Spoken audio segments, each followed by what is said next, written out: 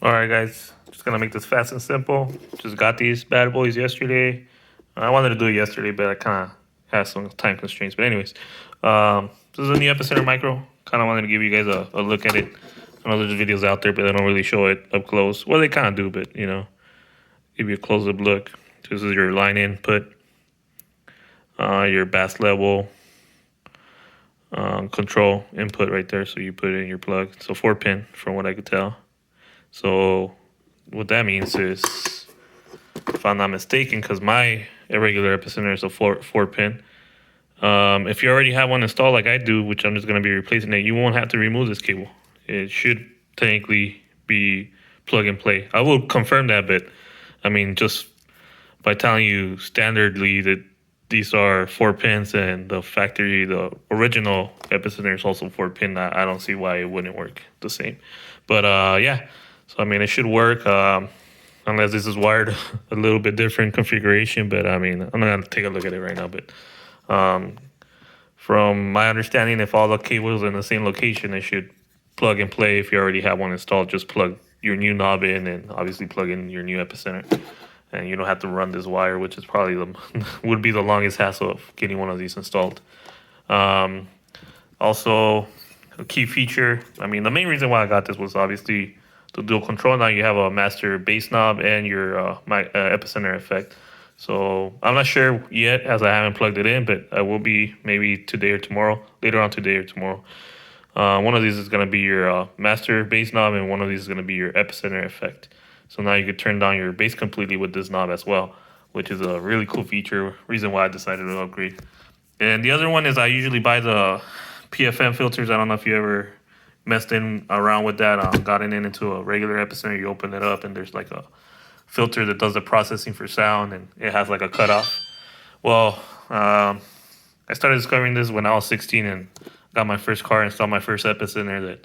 That before I had the epicenter, my hip hop hit really hard, like the bass hit hard, and then when I installed the epicenter, it seems to tone it down. Well, I didn't know at that time that it was the filter, the PFM filter, which is installed usually inside the regular epicenter, was set to like the 32 or 33 hertz. So there's like a cutoff right there to prevent damage to your subwoofers by cutting a frequency that's too low or something like that. So this one has on and off switch, so you could have your PFM filter on, or you could have it off. Um, Having that off does allow you to, I guess, get more bass pass through without it being filtered in this epicenter. So you probably get the lower end notes from regular hip hop where you're not using the epicenter effect. It'll technically hit harder. You'll feel it in essence hit harder because it's not. I guess it's going through less filtration in the system, and it'll just come out straight signal through this epicenter if you turn it off. That's in theory. I have to try it out, but usually when I replace the PFM filters, I get a lot lower bass. I usually go with the 10 hertz just to get as close as to zero. I'm not sure if they still sell that one. It's been a while since I bought mine, but now you actually, like I said, you have the on-off switch. This is ground, so if you're getting like popping noises, you try to isolate that. GTO, I'm not sure if it works with line inputs that are RCA. Maybe it will detect the signal. Maybe you won't need it to run the remote in, but usually it works with the line input. But I need to verify if it works with this or not. I haven't done that. I haven't read the manual either, so that's bad on me.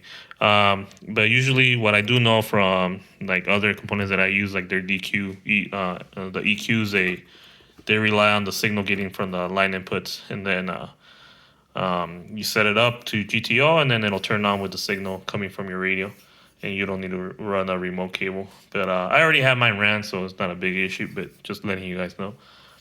Also, you have your regular wide and sweep for your regular epicenter controls. I mean, you mess with that. Usually they recommend start at half point and kind of play with it. But that's at your preference, however you want to have it.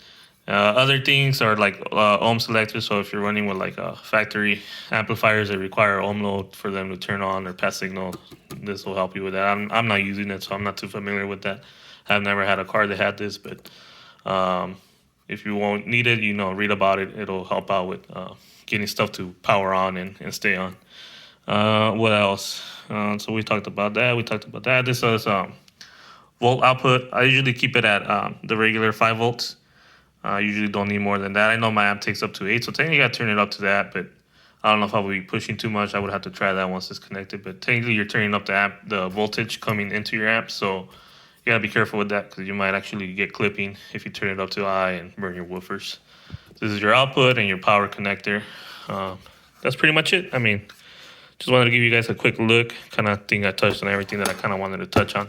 But yeah, hope you guys like it. And if looking to upgrade, I mean, this alone should be reason enough. But if you don't want to spend the extra money, I mean, I do plan. I already have a buyer for my old Epicenter for $100. So technically, I upgraded for $150. So something for you guys to think about. All right, next time.